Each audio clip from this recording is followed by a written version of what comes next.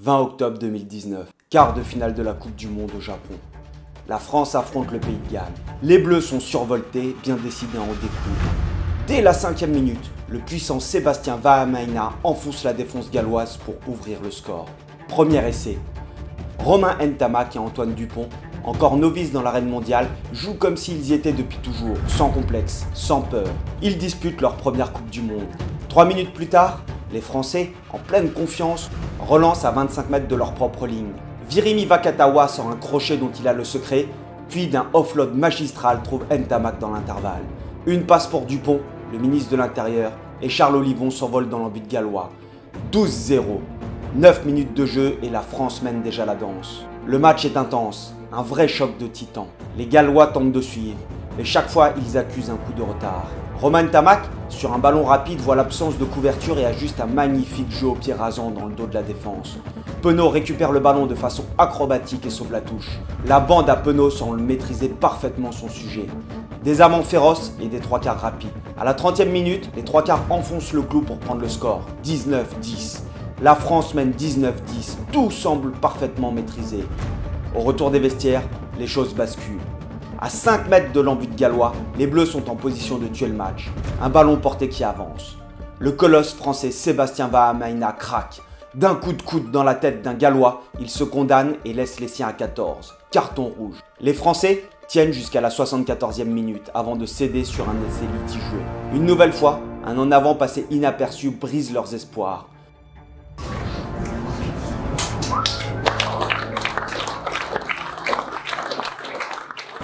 Regardez-moi dans les yeux, Damien, regarde-moi dans les yeux. Vous payez cash, vous prenez une tarte dans la gueule. Tous. Parce que quand on a la chance de porter ce maillot, il faut qu'on réellement reste persuadé. Là, tous les jeunes, regardez-moi bien tout ça, tous les jeunes, on a bouffé le pain noir, et là c'est fini. Moi je serai votre premier supporter, mais putain, ces petites erreurs, vous les gommez, fini.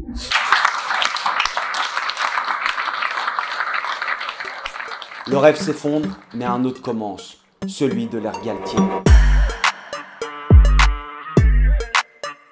Fabien Galtier prend les rênes d'un 15 de France en difficulté. Les Bleus sortent de plusieurs années de déception avec des performances en demi-teinte dans le tournoi Destination 2018 et 2019. L'objectif est clair, reconstruire et viser la Coupe du Monde 2023.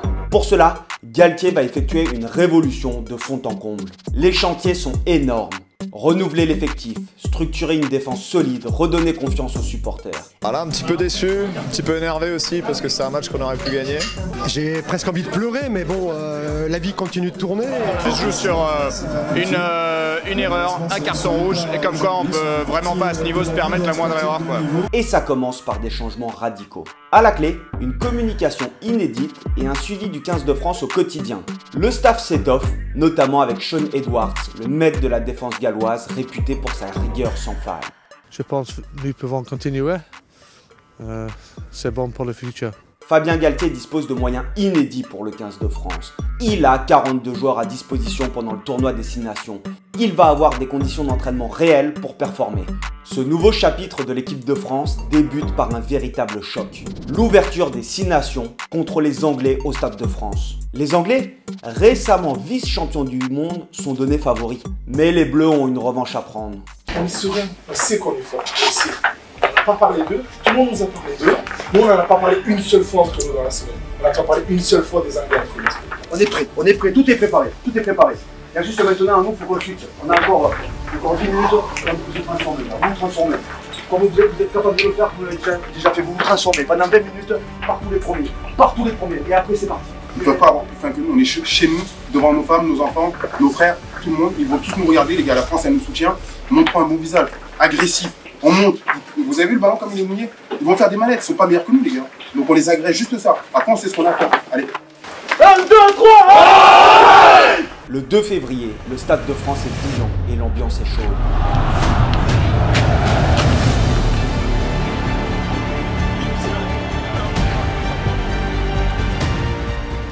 Dès la 6e minute, Vincent Rattez surgit sur l'aile, file le long de la ligne et plonge dans l'embut pour ouvrir le score. Les cris des supporters secouent tout le stade, les Anglais sont surpris. 13 minutes plus tard, Dupont contre un coup de pied anglais. Le ballon retombe dans les mains de Rattez qui traverse la défense adverse et exécute un 2 contre 1 parfait. Charles Olivon marque un nouvel essai, 17-0. Les Bleus mènent et les supporters n'en reviennent pas. Les Anglais, nos meilleurs ennemis, ne se laissent pas abattre et tentent de répliquer, pilonnant notre ligne d'en but. Mais là où on aurait pu sentir de la fébrilité auparavant, c'est une force de caractère qui s'impose. La défense tient bon et les Bleus obtiennent même une pénalité. À la mi-temps, la France mène 17-0. Qui l'aurait cru? Le public sent tout le potentiel de cette jeune équipe portée par les phénomènes que sont Antoine Dupont et Romain Ntamak. Ce French Flair, que l'on pensait perdu depuis des années, est de retour. Et tout le monde le voit. À la 54e minute, suite à une touche française mal négociée, Antoine Dupont récupère un ballon capricieux, difficile à contrôler. Il ne se démonte pas et décide de retourner dans le fermé. Avec un cadrage débordement de toute beauté, il file le long de la ligne de touche, évitant les défenseurs anglais avec une aisance déconcertante. Puis, d'une passe millimétrée, il trouve Charles Olivon en soutien. Essai! La France creuse l'écart, 24-0. Les Anglais parviennent bien à inscrire 2 essais en fin de match, mais les Bleus ne faiblissent pas et s'imposent.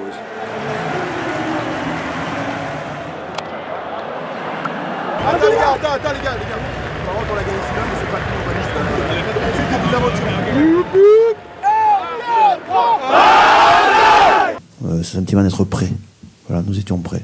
Le prochain challenge, le prochain test pour l'ensemble de l'équipe, ça va être sur une période un peu plus courte, d'être capable de se projeter rapidement vers le second, vers le match contre l'Italie. Et si vous pouviez remonter le temps pour découvrir l'histoire incroyable de vos ancêtres? Grâce à MyHeritage, j'ai pu plonger dans le passé de ma famille. Et ce que j'ai découvert m'a un peu bouleversé, je vous avoue. C'est pas simplement des noms sur un arbre, en fait c'est une aventure humaine que tu vis. Prenez mon grand-père par exemple. Il est né en 1917 et il a été abandonné à l'assistance publique à Paris. Ironie de l'histoire, il détestait cette ville et c'est devenu un agriculteur dans la Nièvre. Toute sa vie, il a vécu dans la campagne française, loin du tumulte de la capitale. Mais il a jamais su d'où il venait vraiment et qui étaient ses parents. Grâce à MyHeritage, j'ai retracé sa famille et découvert où il est né. Et c'est marrant parce que tu retrouves même des archives du recensement. C'était comme ouvrir une porte sur un chapitre oublié de notre histoire familiale. Et ça ne s'arrête pas là. En explorant les 19 milliards de documents historiques disponibles sur MyHeritage, je suis remonté encore plus loin. J'ai retrouvé mon arrière-grand-père, Jean-Pierre Fallot. Je suis tombé sur son acte de baptême datant de 1791 avec une calligraphie d'époque qui est magnifique. Vous imaginez tenir dans ses mains une trace écrite de votre famille vieille de plus de 2 siècles?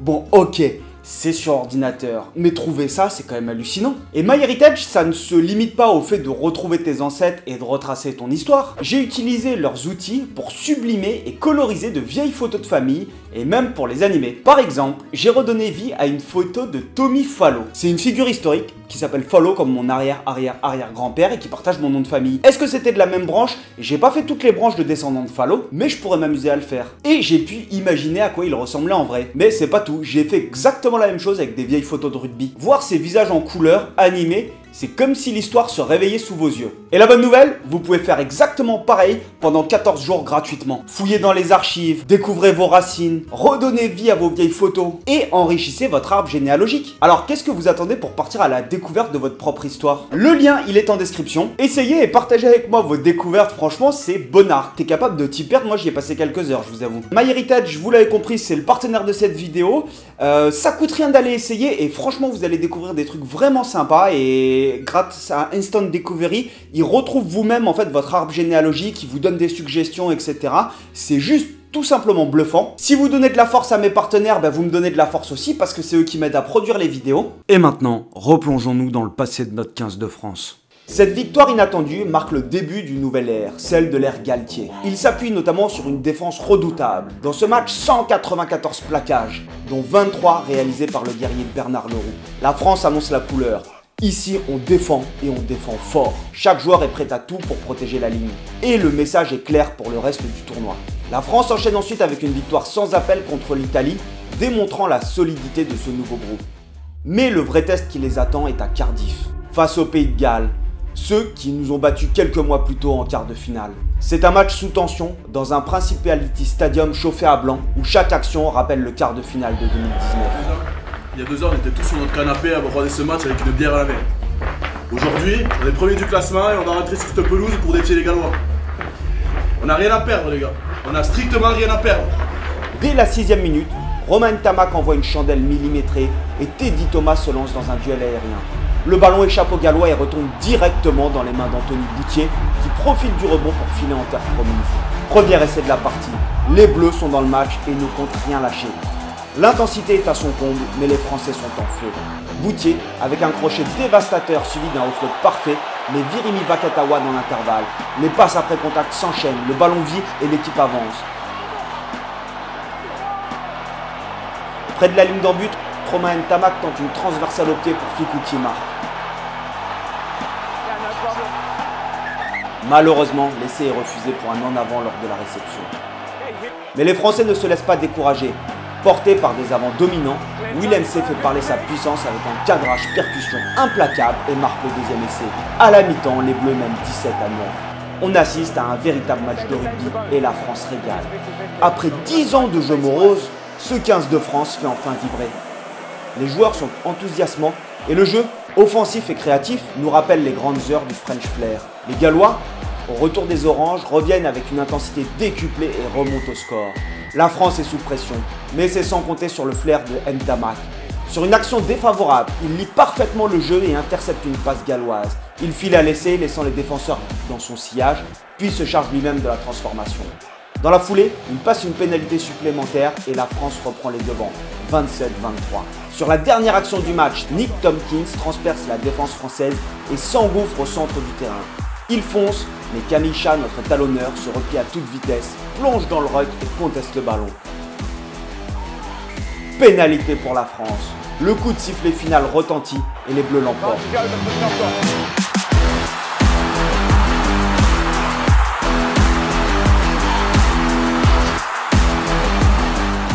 Depuis le Grand Chelem 2010, nous n'avions pas ressenti cette émotion. Qui a largement maîtrisé le match. C'est bien, c'est 5 victoires, 5 Grands Chelems. Là, je suis encore sur le coup, là, une grande fierté pour ce qu'on a pu faire ce soir sur l'ensemble du tournoi. Vraiment très heureux, surtout que le match a été très difficile, c'est fantastique. Que du bonheur, c'est que du bonheur en plus. Ces victoires-là se savourent vraiment parce que ça a été un match compliqué, très étriqué. Et voilà, on n'a pas lâché, je crois que c'est une belle récompense pour tout le travail qui a été fait depuis le début du tournoi, c'est magnifique. Et maintenant, nous y croyons vraiment. Ce groupe a l'étoffe pour aller chercher le titre. La France a 2 semaines pour se préparer et aller défier l'Écosse à Murrayfield. Malheureusement, le destin s'en mêle.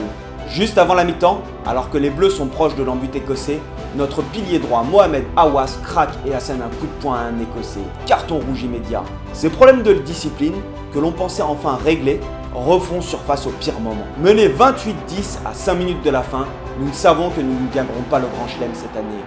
Nous sauverons l'honneur.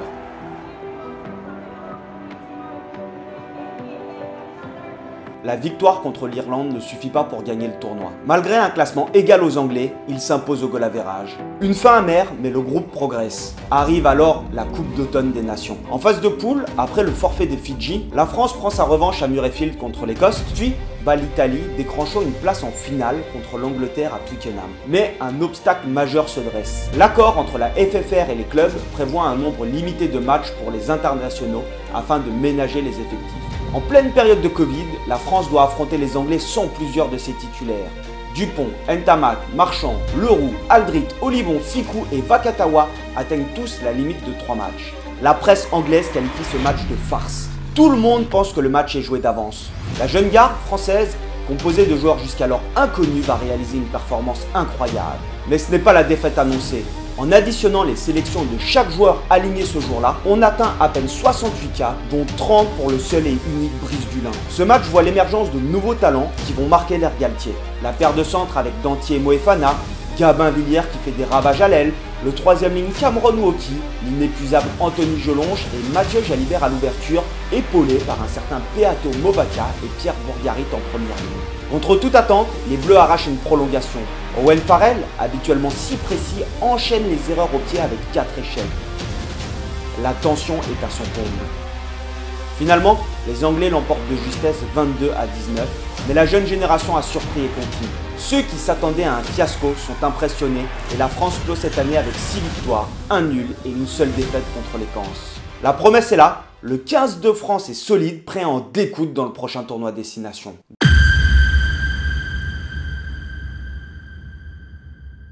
Fabien Galtier est désormais solidement ancré à la tête du 15 de France. Il a su renouveler les rangs, intégrer de nouveaux visages, bousculer les habitudes. L'équipe est jeune, talentueuse, mais la prochaine étape cruciale est d'encadrer tout ce jeune potentiel pour le transformer en victoire. La discipline devient la priorité. Les cartons rouges comme celui de Vaha Maïna en Coupe du Monde ou de Mohamed Aouas en Écosse sont désormais inacceptables. Chaque joueur doit se battre pour son équipe sans jamais compromettre le maillot. L'état d'esprit est clair, l'équipe passe avant tout. Pour instaurer une compétition saine, Galtier met en place un classement interne, son fameux ranking. Rien n'est figé, chaque joueur a le potentiel pour venir chercher le maillot et décrocher sa place de titulaire. Chacun peut bousculer la hiérarchie établie. La performance des jeunes à Twickenham en Coupe d'automne des Nations en est l'exemple parfait. Tout le monde peut prétendre à porter le bleu et l'envie de décrocher sa place se ressent à chaque entraînement. Le tournoi destination débute par un déplacement à Rome. On recharge, on split, toujours un mec dans le dos. On va pas en faire beaucoup, mais qu'à chaque fois qu'on le fasse, on mette l'intensité nécessaire. C'est l'organisation qui va nous permettre de trouver des solutions demain. Okay, donc juste un bloc et précis. On a bien analysé l'Italie, on connaît un petit peu leurs qualités, leurs faiblesses. On a vu que quasiment dans tous les matchs du tournoi 2020, ils étaient dans le coup jusqu'à la 50e. Donc voilà, c'est une équipe vraiment qui a beaucoup de qualités. Les Bleus tardent un peu à entrer dans le match, mais une fois lancés, ils déroulent, écrasant l'Italie 50-10 et empochant le point de bonus offensif. Une entrée en matière idéale avant de se rendre à Dublin. Un terrain qui a toujours été difficile pour la France. Depuis une décennie, les Bleus n'ont plus gagné en Irlande.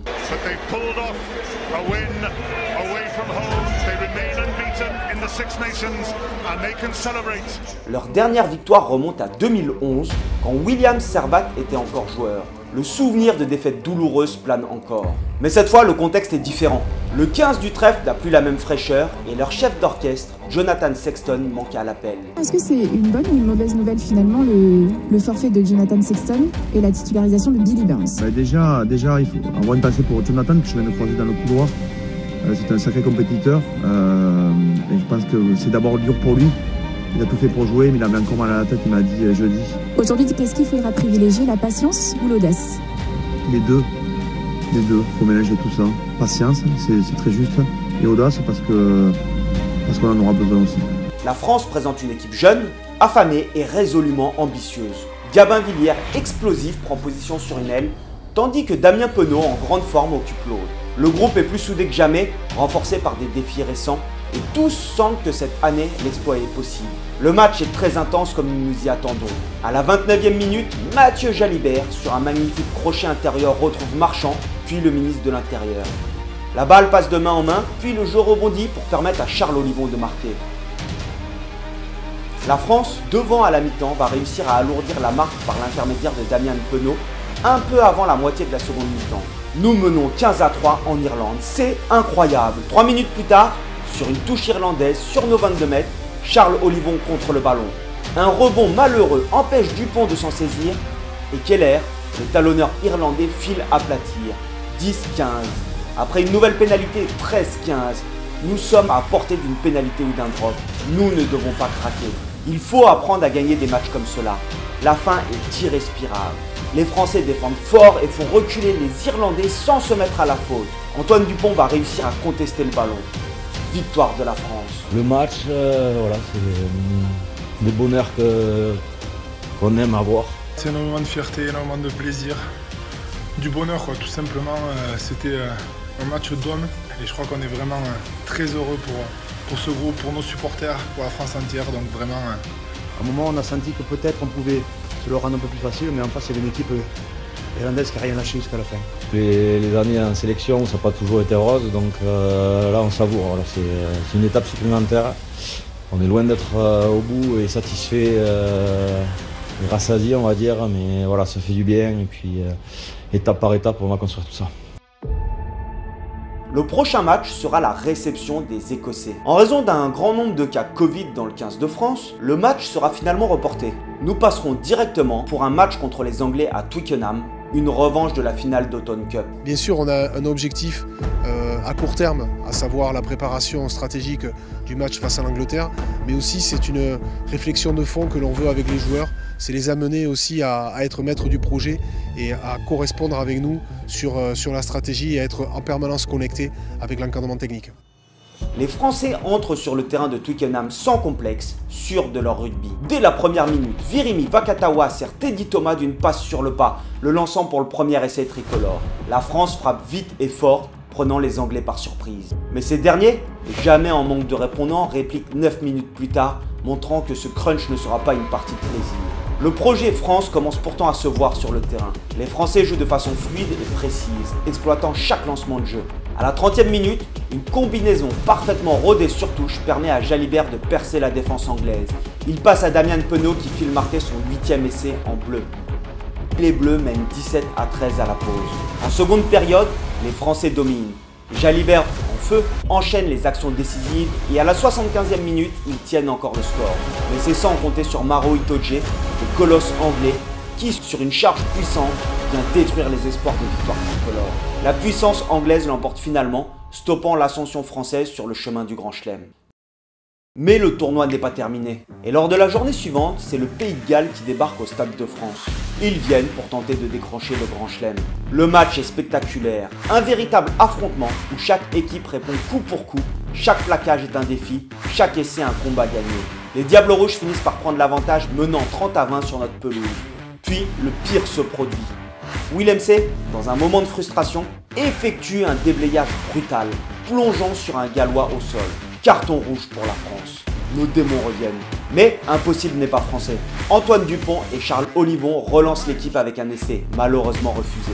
Puis les Gallois prennent 2 cartons jaunes, laissant le match à 14-13 pour les dernières minutes. La France pousse et Charles Olivon marque. C'est une fin de match haletante.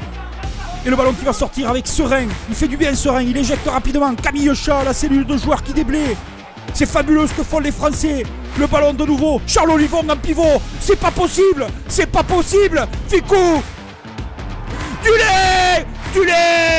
lait. La France vient de réaliser quelque chose d'incroyable. Le Pays de Galles qui perd son Grand Chelem. Le Pays de Galles qui perd son Grand Chelem dans les derniers instants. C'est pas possible. Les Gallois, la tête dans la pelouse. Les Français, oh la joie de la bite et la joie de Raphaël Ibanez avec Fabien Galtier. Les Français sont incroyables. Les Français sont magiques. C'est fou. Ce match est un match de légende.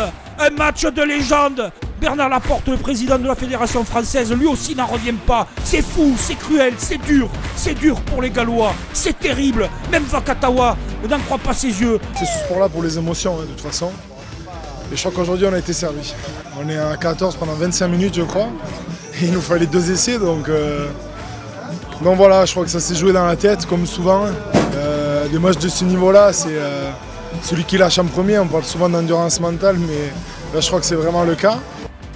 Le dernier match du tournoi est le match en retard face à l'Écosse. Cette équipe, qui la saison précédente avait déjà mis à mal les espoirs français. Cette fois, la situation est simple. Une victoire avec un certain nombre d'essais assurerait à la France de remporter le tournoi, au détriment des Gallois. Le match est un véritable thriller. À la 71e minute, la France mène de peu 23-20. Mais Finn Russell, l'ouvreur anglais, prend un carton rouge. Les Bleus semblent avoir le match en main. 3 minutes plus tard, c'est un joueur français qui écope d'un carton jaune, rééquilibrant les forces. Les arrêts de jeu commencent et les Écossais pilonnent sans relâche la ligne française. Les Bleus résistent héroïquement, tenant leur position sur chaque ruck, chaque mètre. Pendant 5 longues minutes, les deux équipes s'affrontent dans une séquence d'une intensité rarement vue.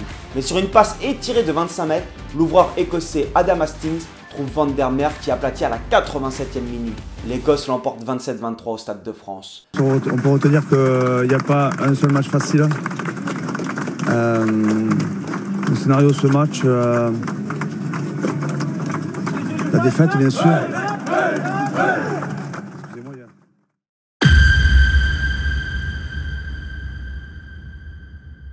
La France termine ce tournoi à la seconde place, mais a montré un visage offensif séduisant. Et la bonne nouvelle, c'est que nous, supporters, nous vibrons à chaque match. Ce groupe est encore jeune, mais il montre qu'il est prêt à marquer l'histoire du rugby français. Les Bleus ont tout simplement su gagner nos cœurs en renversant des situations qui étaient improbables. Désormais, il n'est plus question de défaite encourageante. Les espoirs sont là, mais un nouveau défi les attend. Une tournée en Australie. 3 test matchs à effectuer. C'est le début de l'ère Galtier et sa gestion sur les tournées d'été. Puis, privée de ses cadres habituels et des finalistes du top 14, l'équipe de France s'envole avec 22 néophytes et Teddy Thomas, avec ses 27 sélections, fait figure d'anciens. Parmi les 37 joueurs qui ont préparé le dernier tournoi Destination, seuls 11 participent à cette tournée. Ces fameuses tournées estivales dans l'hémisphère sud n'ont vraiment pas été tendres pour les Français ces dernières saisons. En 2018, 3 défaites contre les All Blacks, 49-14, 26-13 et 52-11. En 2017, l'Afrique du Sud les avait écrasés 37-14, 37-15, 35-12. Mais cette fois, Galtier et son staff veulent saisir cette opportunité pour élargir le groupe France et tester des nouveaux talents. Des joueurs de Pro D2 comme Melvin Jaminet et Joris Segon rejoignent le groupe et Anthony Jelonge, le solide guerrier castré, fera office de capitaine. C'est la première fois que nous avons des joueurs de Pro D2 qui sont appelés dans le groupe France. Tout le monde est surpris. Les préparatifs sont rigoureux avec Thibaut Giroud, le préparateur physique en chef qui apporte sa touche de discipline. Sur la journée de samedi, donc de demain, et la journée de dimanche. On va intégrer les premiers standards de data à l'intérieur du rugby et le transfert des qualités sur les 2 prochains entraînements, donc demain, samedi et dimanche. L'équipe ne se contente plus de débriefer les matchs, elle s'entraîne pour un jeu collectif où chaque joueur est interchangeable. Le système Galtier, qui est axé et qui est basé sur une alternance entre du jeu pénétrant et du jeu déployé, s'installe progressivement et s'annonce comme une force sur le long terme. Le premier test de la tournée a lieu le 7 juillet. Fidèles à leur style des derniers mois, les Français abordent le match décomplexé, prêts à jouer. Dès la 5e minute, une belle séquence de jeu pénétrant voit les Bleus avancer mètre par mètre. Anthony Jelonge s'engouffre dans la défense australienne, se faufile entre 2 adversaires et sert d'un offload magistral Jonathan Danty qui trouve Gabin Villiers lancé comme une flèche. Villiers fonce tout droit vers l'essai, laissant la défense australienne impuissante. La France frappe fort d'entrée. Les Australiens, piqués au vif, réagissent et mettent la pression. Les Français subissent leurs assauts, mais tiennent bon. La défense, déjà solide dans le tournoi Destination, reste leur meilleur atout. Et Jelonge incarne parfaitement cet esprit combatif. À la 18e minute, après un bon contest au sol, Louis Carbonel, jeune ouvreur prometteur, se charge de la pénalité et aligne les poteaux pour ajouter 3 points de plus au compteur français. 2 minutes plus tard, les Bleus se montrent à nouveau menaçants avec une mêlée solide qui débouche sur une combinaison bien rodée. Danty capte le ballon, crée un petit espace et met Villiers sur orbite. Le pitbull transperce la défense australienne pour inscrire son 2e essai de la rencontre. À 15-0, les spectateurs australiens sont sous le choc. Comment cette équipe bis peut-elle dominer de la sorte? Les Wallabies finissent par réagir avec un ballon porté qui réduit l'écart juste avant la mi-temps. À la pause, la France mène 15-7. À la 62e minute, le match est tendu. Dans une rencontre de plus en plus physique, Melvin Jaminet, révélation venue de Pro D2, se voit offrir une pénalité lointaine à 40 mètres en pointe. Il prend son élan et passe le tir avec une aisance déconcertante, confirmant qu'il a un pied redoutable. La France reprend un peu d'air et mène 21-13. Mais les Australiens, poussés par leur public, recollent bientôt au score. À coups de charge répétées, ils ramènent le score à 21-20. La fin de match est tendue. Et là, l'improbable se produit. À la 80e minute, alors qu'il suffirait de dégager en touche pour sceller la victoire, la pression monte. Teddy Iribarren, entré en cours de match au poste de 9, a le ballon dans les mains et choisit de le passer à Jaminet. Pris de panique, ce dernier tente une passe pour Penaud, mais la passe ne trouve pas sa cible et le ballon tombe au sol. Les Australiens s'en emparent et après une séquence d'une rare intensité sur la ligne française, obtiennent une pénalité cruciale. Ils la passent et l'emportent dans les dernières secondes.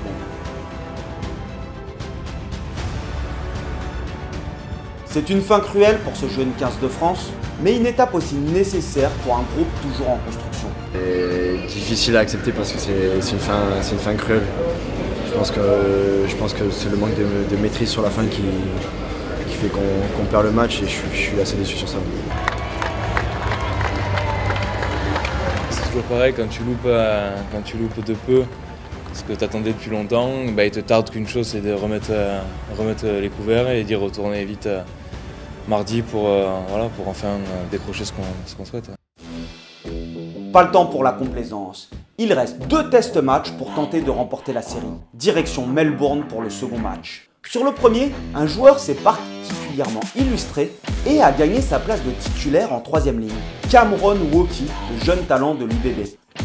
Ce groupe, bien que composé de nouveaux joueurs et de jeunes, montre une cohésion et une rigueur impressionnantes. Tout est réglé au millimètre. chaque détail est travaillé. Cette équipe n'est pas venue pour perdre. Dès la deuxième minute, Melvin Jaminet se retrouve face au poteau pour une pénalité à 47 mètres en pointe. Il prend ses responsabilités et le ballon passe entre les barres. La France prend les devants, 3-0. Mais les Australiens ne tardent pas à réagir. Leur ailier surpuissant, Marika Koroibete, s'engage dans la défense française avec un cadrage débordement impeccable et semble marqué entre les poteaux. Cependant, l'essai est refusé pour un en avant au départ de l'action. Ce n'est que partie remise. Sur l'aile opposée, le même Koroibete plonge à nouveau pour marquer. Mais encore une fois, l'essai est annulé pour un en avant de passe. La France respire, 6-3. Les Français, loin de se laisser dominer, optent pour des contre-attaques audacieuses. Sur une percée impressionnante, Penaud déborde sur l'aile, échange un 1-2 avec Woki et termine en terre promise. La France reste en tête avec un score de 16-3 à la mi-temps, mais rien n'est encore joué. Dit qu'il y a avantage, jeu. Après, moi j'ai une attitude. Il faut lever la tête un peu plus et s'encourager. La merde, il faut se lever la tête un peu plus et s'encourager. On s'encourage pas assez. Il faut plus d'intensité, plus d'énergie. On mène au score, on est en Australie. Les gars, on joue, je vous l'ai dit, vous savez pourquoi vous jouez. Mettez un peu plus d'intensité, un peu plus d'énergie. Encouragez-vous. Je veux pas voir des mecs comme ça. On joue la tête debout, d'accord? On est comme ça, debout. Et on s'encourage tout le temps. Quel est l'avantage? À la 60e minute, la France est toujours devant et joue chaque opportunité avec audace, même en position de défense. Suite à une touche française, Jelon charge de nouveau. Au lieu de dégager au pied, les Bleus décident de relancer le ballon de leurs 22 mètres, refusant de céder le moindre mètre. Celui qui se distingue particulièrement, c'est Cameron Woki, le jeune 3e ligne dont l'énergie débordante ne passe pas inaperçue. Fin de passe, raffut et remise intérieure. Woki enchaîne et Gabin Villière en profite pour se faufiler.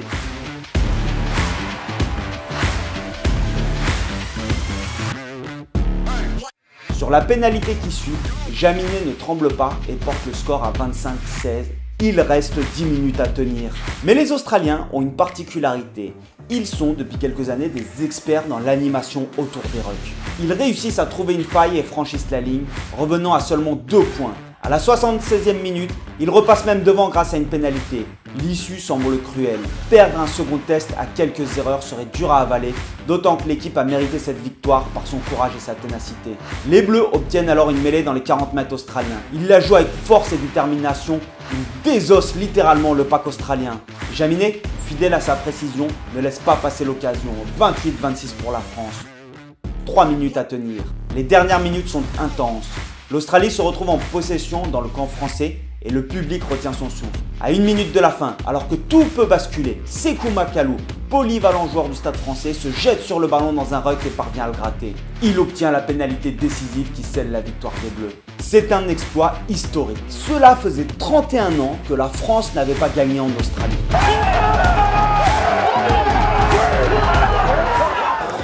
On arrive à marquer l'histoire du 15 de France, donc c'est incroyable ce qu'on a produit ce soir. Il y a eu une énorme activité de tous les mecs, un énorme état d'esprit, donc je suis super heureux ce soir.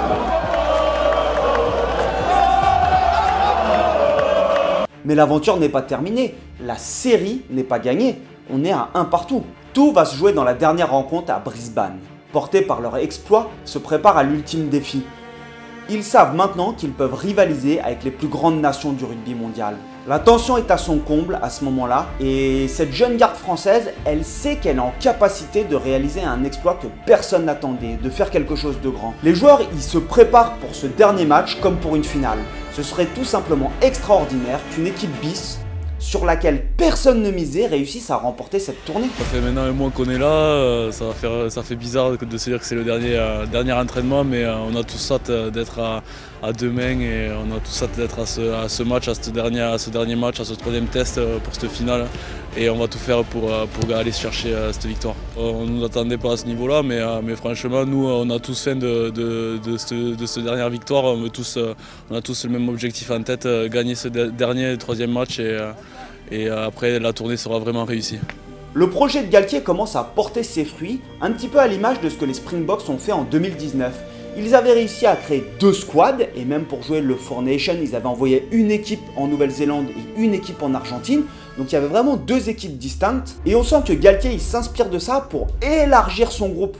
C'est fini le rugby à l'ancienne où il y a 15 titulaires et les autres ils coupent les oranges et ils jouent uniquement quand il y a des blessés. Aujourd'hui, il faut une profondeur de banc et il te faut 40 joueurs qui ont un niveau équivalent. Et nous, en France, on se rend tout simplement compte qu'on a ce potentiel de joueurs. Le match commence et dès les premières minutes, les Français prennent l'avantage grâce à la botte de Jaminet. Sur le renvoi, Jelonche récupère le ballon, mais l'ailier Koro Ibete arrive à pleine vitesse, percutant Jelonche avec un contact à l'épaule contre la tête. Le verdict est immédiat, carton rouge pour l'Australie. Sur un ballon porté à 5 mètres de l'embut, Couillou s'échappe dans le fermé et marque avec finesse. 10-0 pour la France et un carton rouge pour les Wallabies. En 10 minutes seulement. C'est l'entame parfaite. Pourtant, l'Australie ne lâche rien. Leur capitaine et légende vivante, Michael Hooper, sonne la révolte. Après un jeu en pivot, il perce au centre et passe à McDermott, son demi-mêlée, qui marque pour ramener les siens à 10-7.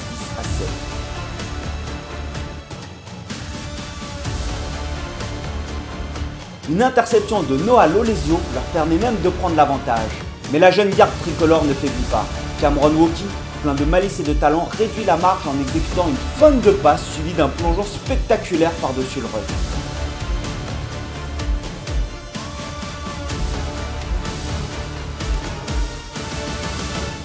Juste avant la mi-temps, Teddy Thomas s'illustre sur une action de 80 mètres, mais l'essai est refusé pour un en avant. À la pause, le score est de 20 partout. Et avec l'Australie qui est réduite à 14, la France a confiance en son potentiel. L'une des grandes forces de l'ère Galtier, c'est pour moi d'avoir fait progresser l'équipe dans sa capacité analytique, dans la lecture et l'exploitation des failles adverses. Et ça, quel que soit l'endroit du terrain. Si on a un bon coup à jouer proche de notre ligne d'en but, on le joue. Et à 10 mètres de leur propre ligne d'en but, les Bleus n'hésitent pas. Baptiste Couillou décale Teddy Thomas qui fait parler sa vitesse sur l'aile. Un petit jeu au pied et 2 passes plus tard, Pierre-Louis Barassi marque entre les poteaux.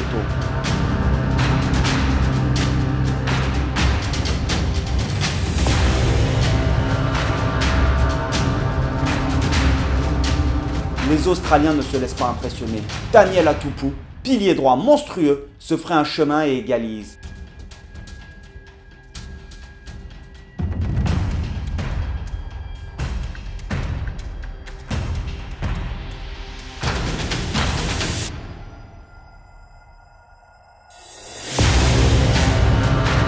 La fin de match est extrêmement tendue. Et alors que le score est de 30 partout, une faute française à la 79e minute offre une pénalité à Lolesio qui scelle la victoire australienne. Ce qui est extrêmement positif, c'est évidemment l'état d'esprit affiché par l'ensemble du groupe. Il y a 4 semaines, beaucoup de joueurs découvraient le niveau international, se posaient sans doute pas mal de questions par rapport à ce qui devait nous attendre ici en Australie. Et c'est ce que j'ai trouvé assez remarquable, c'est qu'avec l'ensemble du staff, il y a eu beaucoup d'énergie positive pour finalement vivre des moments très forts avec une magnifique victoire lors du second test. Et cette idée que l'équipe de France a porté dignement les couleurs de notre pays. La série est donc perdue, mais à bien y réfléchir, cela n'a peut-être pas tant d'importance que ça. On a ce premier match qui se termine sur une gestion catastrophique, le second est gagné, et le dernier qui se joue à 15 contre 14 se perd sur la dernière action. Mais là, on parle de jeunes joueurs qui découvrent le niveau et l'exigence du rugby international, et ils ont livré des performances extraordinaires. Le potentiel est là.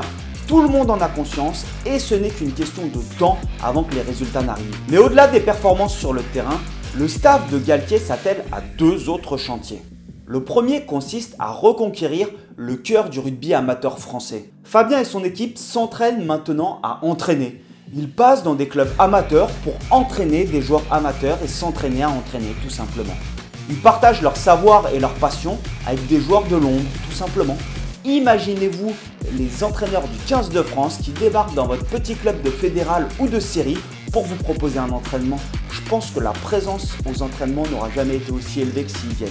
Et ce travail de proximité, il crée un engouement qu'on n'avait plus depuis des années avec l'équipe de France de rugby. Le second chantier est tout aussi essentiel. C'est le suivi des jeunes pépites françaises. On s'aperçoit qu'on a un potentiel monstrueux avec des générations énormes en équipe de France jeune, mais il faut les suivre. Et en coordination avec les staffs des différentes équipes de France, Il prépare ces jeunes espoirs tricolores à passer la marche du très haut niveau, en formant des leaders, en ayant un projet de jeu commun à toutes les équipes de France. Et le fait de lisser ces projets de jeu et d'assurer un suivi des jeunes pépites, ça permet de les faire éclore très tôt au plus haut niveau. Mais le calendrier international ne laisse aucun répit. Dès novembre, un défi de taille attend le 15 de France. 3 matchs sont au programme, et pas des moindres. L'Argentine, la Géorgie et les All Blacks. Ces défis arrivent à point nommé, justement, pour tester ce groupe en pleine construction. Et Galtier sait que s'il réussit cette série, avec le soutien des amateurs et le vivier de jeunes talents, la France a toutes les cartes en main pour pouvoir écrire une nouvelle page du rugby. Malheureusement, pour cette tournée, la France doit composer sans son capitaine, Charles Olivon. Il vient d'être opéré des ligaments croisés du genou. Il sera présent tout de même à Marcoussis pour remettre le maillot du capitaine à Antoine Dupont. L'enfant prodige prend le brassard. De toute façon, que ça soit moi ou un autre du groupe, j'étais pas inquiet parce que au-delà de bien s'entendre sur le terrain, on était vu pour le dehors et ça c'était quand même hyper rassurant pour moi. Donc très content d'être ici avec vous, messieurs. Tout le monde retient son souffle. Est-ce que Antoine Dupont saura porter cette équipe avec l'aura qu'on lui connaît? Ce rôle de capitaine, c'est un défi autant pour lui que pour le 15 de France. Autour de cette tournée, les interrogations sont multiples. Les jeunes qui ont impressionné en Australie ont-ils rebattu les cartes? Et quelques postes semblent toujours en suspens. La question qui brûle sur toutes les lèvres est la suivante. Peut-on faire jouer Jalibert et Ntamak en même temps sur le terrain? Ce sont deux cerveaux du jeu, deux talents, et leur association intrigue autant qu'elle divise. Le pari est lancé. Mathieu Jalibert portera le numéro 10 pour jouer l'Argentine et Ntamak le numéro 12. En seconde ligne, c'est aussi l'inconnu. Depuis le départ de Sébastien Vahamaina, le poste peine à trouver son patron. Willem C a fait des matchs solides, mais au niveau international, il me semble que Galtier attend un petit peu plus de mobilité et d'activité sur le terrain. Alors Fabien Galtier appelle un inconnu au bataillon, Thibaut Flament. Il revient tout juste d'Angleterre et vient de poser ses valises à Toulouse. Généralement, les Toulousains ne se plantent pas trop sur le recrutement. C'est génial d'être ici, je pense qu'on se retrouve tous et tout, c'est top. Et puis voilà, on a bien bossé, on a commencé lundi tranquille avec des réunions, vu qu'il y en avait pas mal qui avaient joué le dimanche aussi. Donc enfin, voilà, on a commencé plus tranquille en début de semaine et puis après on a levé l'intensité au fur et à mesure. Mercredi on a eu l'entraînement en opposition. Et là ouais, sur l'entraînement, bah oui, c'est sûr qu'on fait une partie avec un entraîneur, une partie avec un autre, une partie, la partie suivante de toute façon avec un autre entraîneur. Il y a tout qui s'emboîte en fait. Et donc c'est une façon de travailler que je ne connaissais pas vraiment auparavant. Et voilà, j'en ai parlé un peu avec les mecs et tout, ils me disent que en match ça fonctionne pas mal, donc bah voilà, j'espère que ça va être le cas. Là on a une saison, il faut qu'on aille chercher cette place là-haut. On est monté, on est reparti de suite. Il faut qu'on y monte et qu'on y reste, et qu'on bosse avec les meilleurs. Ça c'est ça le chemin, si on veut ce qu'on doit faire dans 2 ans, parce qu'on doit le faire, ici là, on doit le faire. Le chemin, ça fait 2 ans qu'on l'a pris, et on doit continuer. Mais pour ça maintenant, il faut monter, d'accord? Il faut monter. Ce qu'on lit, c'est bien. Maintenant, il faut écrire. Écrire. Du début à la fin, les montées, chaque collision, on envoie tout ce qu'on a, ok? On laisse rien, les gars. Nous sommes en automne 2021 et le Stade de France, lorsque l'équipe de France joue, n'est pas rempli. Contre l'Argentine, les dernières rangées sont vides, comme un rappel que le 15 de France doit encore conquérir des cœurs. Ce n'est pas grave, les Bleus n'attendent pas l'approbation. Ils jouent comme s'ils étaient portés par un feu nouveau. Dès le début, ils envoient du jeu, tentent des combinaisons. Mais rien n'est simple et le rugby international ne pardonne pas, je le dis souvent. Une erreur sur un renvoi contré par Jalibert permet aux Argentins d'inscrire le premier essai. Coup dur, mais la France reste au contact. Elle attaque sans complexe, trouve des espaces et le public se réveille peu à peu. Ils font ce qu'on avait dit, ils vont nous attaquer tous les rucks. Le but c'est qu'on ne sorte pas les ballons. Si on a des soutiens proches et des rucks efficaces, après ils vont tous consommer et être bons à jouer. Donc on soit patient 3-4 temps de jeu en gardant le ballon. Et des choses simples, s'il ne faut pas faire la passe de plus au début, on ne la fait pas. Agressez-les, collez au ballon et venez protéger le ballon, d'accord? Ne passez pas tout sa vie parce que lui il n'arrive pas à sortir le ballon. Les Bleus retournent sur le terrain avec une détermination nouvelle après le discours de Galtier. Après une première mi-temps où les Bleus tiennent leur plan, ils se libèrent enfin. Thibaut Flament, pour sa première sélection, signe un essai après une série de passes tranchantes. C'est un moment gravé d'un sourire dans l'histoire du 15 de France. Dupont marque un autre essai.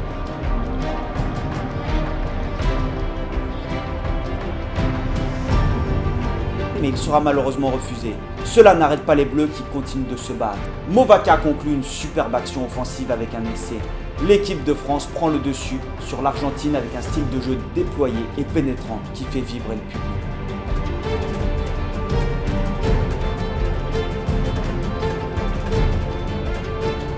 Phase arrêtée et tout, on sent vachement le public et on les entend chanter la Marseillaise et tout, c'est prenant quand même, donc ça donne beaucoup d'énergie et donc ouais, je pense qu'on peut dire qu'ils ont vraiment aidé sur cette deuxième mi-temps et sur le match.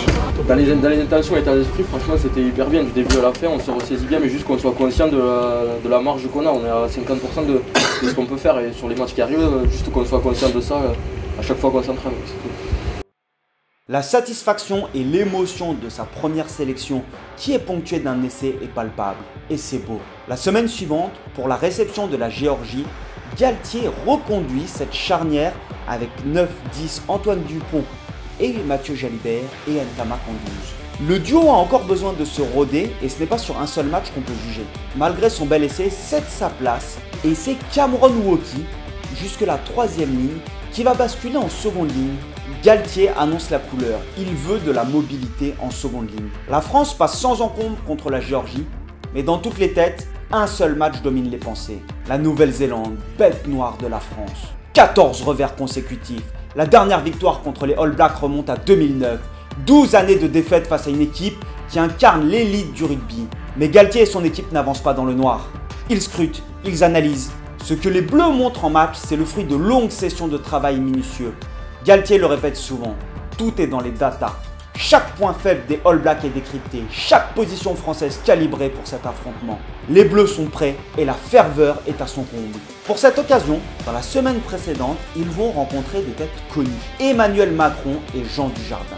La pression monte et l'équipe qui a encore tout à prouver sent qu'il y a quelque chose de grand à accomplir. Le duo Jalibert-Ntamak ne prend finalement pas. C'est finalement Romain Ntamak qui retrouve sa place de numéro 10. Et Jonathan Danty, présent en Australie, joueur surpuissant, gros plaqueur et gros gratteur qui prend sa place en double. Le groupe commence à prendre forme. C'est le premier vrai test pour Fabien Galtier contre une équipe du Sud. Il sait que cette rencontre peut être un tournant pour l'équipe de France et son projet. Parce qu'ils ne nous respectent pas, ils n'ont pas peur de nous. On ne considère pas comme des joueurs de rugby comme eux, ils se considèrent. Non, ils ne nous considèrent pas, il faut dire les choses. Antoine, il y a un truc qui les rend dingues, qui trouve injuste que toi tu sois nominé, qu'il n'y en a aucun de leur équipe qui soit nominé. Ça les rend dingues. On a 2 paquets d'avant. Il y a un premier paquet d'avant, et après il y a un deuxième paquet d'avant. Je ne fais pas de commentaires. Uni, on a 2 paquets d'avant. Paul, on a 2 paquets d'avant. Romain, on a 2 paquets d'avant. C'est pareil. Le mot féroce, il n'est pas assez fort pour moi. Il n'est pas assez fort. Féroce, froid, lucide. Féroce, froid, lucide. Féroce, froid, lucide. Pendant 2 heures. 40 minutes, pendant 2 heures. Après, on rangera les trucs. Mais là, ne leur laissez pas d'espace. Ne leur laissez pas respirer. Ne les laissez pas une seconde. On monte fort. 3-2-1. 3-2-1, les gars, on circule. Personne au sol. Dès qu'on est au sol, on se relève vite. On sait que ça va être la clé du match. Donc déjà, ça, c'est la base. Après, on agresse le 10. On lâche pas les intérieurs. Les gars, on va être cramés, mais sur le match-là, on sent pas la fatigue. On va tellement être énervé qu'on va pas la sentir, la fatigue. On n'a pas le droit de pas monter. On n'a pas le droit de subir. Hein? Ce match, on ne le subit pas. On le prend par le bon bout. On avance. Coup d'envoi. La punch, on monte à 2000. Toi, moi, on monte à 2000. Et on est en dessous le ballon. Et ça, tout le match. On se relâche jamais. Jamais. Les gars, faut qu'on y croit dur comme fer. On va le faire, les gars. On va le faire. Je vous promets qu'on va le faire. Si on est unis, on va le faire. Hein? On y croit? Allez. Si on décide ensemble, on va le faire. Si on décide ensemble, on va le faire. 1, 2, 3. Merci de vous lever, qu'on vive ensemble. Le compte à rebours est arrivé dans une poignée de secondes. On y va ensemble. 5, 4.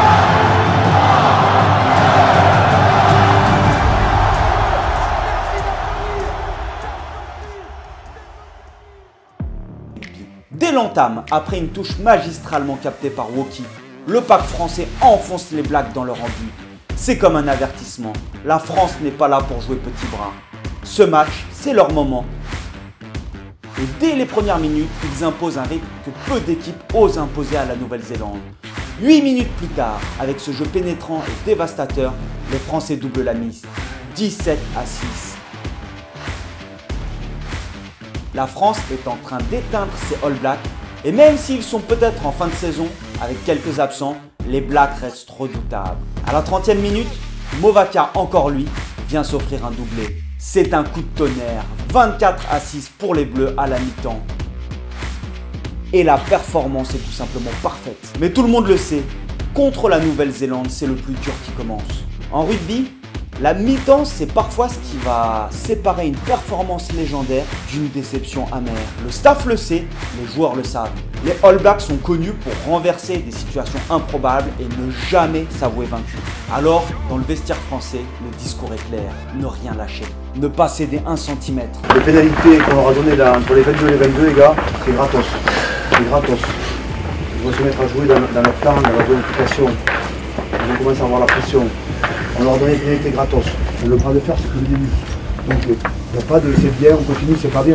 C'est que le début. Il y a 24-6, et vous pouvez faire mieux. Et vous pouvez faire mieux encore. On a dit c'est 80 minutes. 80 minutes. Donc là, les finisseurs vont rentrer, les gars, ça va être la guerre. 80 minutes, on leur saute dessus. Ils ont percé, on les laisse pas marquer. On les laisse pas, on lâche rien, on lâche rien. Soyez lucides. Observez, soyez lucides et froids quand vous allez rentrer. Dès le retour sur le terrain, le ton est donné par les Blacks. En 10 minutes, 2 essais sont marqués et d'un coup, l'ambiance se tend. La France mène encore, mais le score est passé à 24-18. Dans le stade, les supporters retiennent leur souffle. La France peut-elle tenir face à ce retour? Alors, Jaminet, le nouvel artilleur, ajoute 3 points avec une nouvelle pénalité. Quelques points de plus pour respirer, mais les Blacks frappent encore cette fois sur un ballon porté puissant qui transperce la défense française. Le score se resserre, 27-25. Et là, le doute s'installe. La peur de revivre ces matchs que la France maîtrise, dans lesquels elle s'effondre sur les dernières minutes. En face, les All Blacks ne font aucun cadeau. C'est alors qu'arrive cette action à la 60e minute. Cette œuvre d'art qui change le cours du match, qui rappelle que le French Flair est toujours là et qu'il n'est jamais vraiment éteint. Sur cette relance de Ntamak en pleine forme, la France montre qu'elle n'est pas seulement là pour résister, mais pour imposer son jeu, sa vision. Ce genre d'action te galvanise une équipe et te brise un adversaire. À la 66e minute, le score est serré, la France n'a que 4 petits points d'avance. Danty se fait arracher le ballon et pour un instant, tout le monde retient son souffle. Mais Damien Penaud est là. Cette action vient sceller le sort des All Blacks et la France s'offre enfin cette victoire dont elle rêvait tant. 40-25, c'est fait. Le stade explose, cette victoire c'est plus qu'un score, c'est la preuve que cette équipe a trouvé son identité, qu'elle est capable de tenir et de gagner contre les plus grands. C'est sûr. Quand on joue des équipes comme ça, si on ne fait pas le sale boulot, le boulot de l'ombre, on ne peut pas exister derrière et je pense que tout le monde l'a bien compris, surtout les avants sur le début de match, franchement il y avait des rucks plus que propres et de toute façon c'était la clé pour pouvoir gagner ce match. Alors comme vous l'avez vu, c'est vraiment intéressant de se replonger dans le passé, dans cette aventure avec l'équipe de France, c'est juste énorme. Et ça me fait penser, si vous en êtes jusque là dans la vidéo, donnez-moi de la force en faisant participer mes partenaires MyHeritage qui vous permet de retracer votre arbre généalogique. Le lien il est en description, là vous pouvez mettre pause et aller le voir. Franchement c'est aussi comme ça que moi j'arrive à produire des formats aussi longs parce que vous imaginez que le travail de recherche etc c'est juste impressionnant là-dessus. Et grâce à MyHeritage, tu peux faire ce travail de recherche. D'ailleurs, ça m'a pris beaucoup de temps de faire cette intégration parce que j'ai passé énormément de temps à explorer les différentes branches de ma famille. Et là, à ce moment-là, on sent tous quelque chose d'immense. Ce groupe, cette équipe, ce staff, ils ont une destinée. Dans 2 ans, ce sera la Coupe du Monde en France. Mais avant cela, il faudra confirmer. Pas question de se contenter de la place de second au tournoi Destination. Ce groupe, cette année, elle doit aller chercher un titre. Et cela commence par le prochain tournoi Destination, avec un objectif clair, le Grand Chelem. Merci d'avoir regardé cette première partie sur les 2 premières années du mandat Galtier. C'est des vidéos qui demandent beaucoup de recherche et de taf, donc si jamais tu as la possibilité et que tu veux devenir membre pour souscrire à la chaîne ou m'envoyer un petit tips, et ben c'est avec plaisir parce que c'est pas encore YouTube qui paye le loyer. Et puis on se revoit pour la seconde partie. Topette l'ami!